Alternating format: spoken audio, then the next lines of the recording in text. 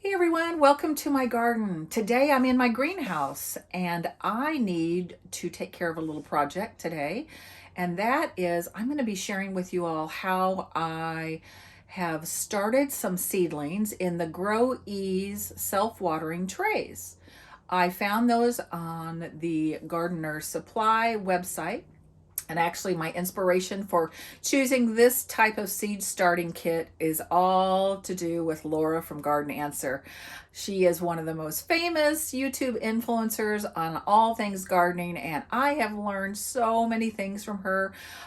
She has certainly impacted my credit card statements because I find that I have purchased so many of the things that she recommends, and gosh, I have not been disappointed. The things that she has recommended, the products, but also, more importantly, the processes of how she does things have really worked well for me in my Zone 6B garden here in mid-Missouri. So today I want to share with you how I'm going to do the next steps I need to do in terms of keeping my new seedlings happy and healthy and growing.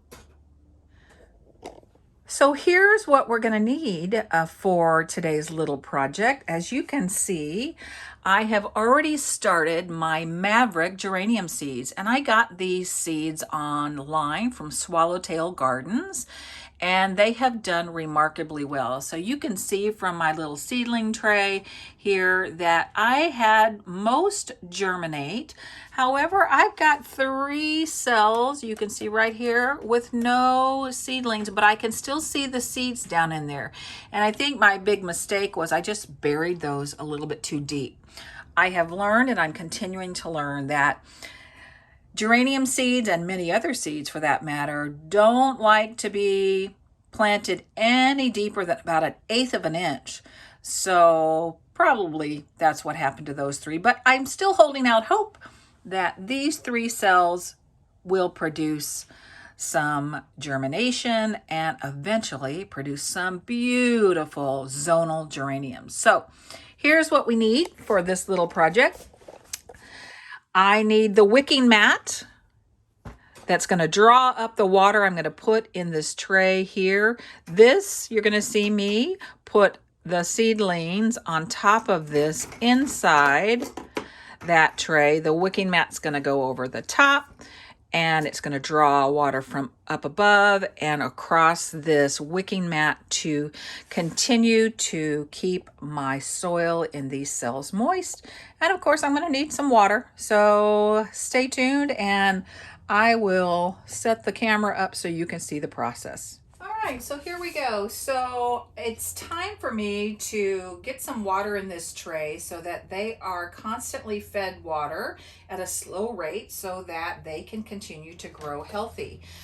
Just wanted to mention, I had the dome over the top when I first planted the seeds on this heat mat. This heat mat gets to about 70 degrees, which is the perfect temperature for germinating a lot of different kinds of seeds. And in this case, as you know, these seeds are going to become beautiful Maverick style zonal geraniums. So anyhow, you keep the dome on till most of the seeds have germinated, and then you remove it and you don't need it anymore. So I'll just place it under here. So the next step, of course, is I'm going to remove the seeds on my seedlings, and I need to add water into this basin, and I need to put this down inside. And so according to the instructions from the GrowEase system, I need to fill this up to about the top right here of this other tray. So I've got my water here. I'm going to go ahead and add my water in and fill it up. Wasn't sure how much water it would take, but I'm just going to eyeball it. All right, so that looks pretty good to me. I think that's far enough. So the next step is, this is the wicking mat. This is what makes this system so fascinating. I just think it's amazing. And so What you need to do is you need to lay your wicking mat down, white side up, and you tuck in the excess mat on one end, which maybe I should have done this before. Let's try it and see what happens. And by doing that, tucking that down in, what will happen is the water that's in the basin will wick up into this mat and go all the way across the surface. I'm going to place this back on top. And so from here on out, the water will be up on that wicking mat. The holes in the bottom of these cells will absorb that moisture and draw it up from below to continue to keep my geranium seeds moist. Always important in growing seeds, I'm learning that watering from below whenever possible is your best bet. Watering from above can cause the foliage to get too wet and have something that's called damping off, where the foliage is too wet and you will lose your seedlings. So there we go. That's all I need to do. Now I need to, because they're such short little seedlings, I need to take my grow lights here and I need to get them down closer. I put the grow lights up so that we could videotape this and you could see a little bit better.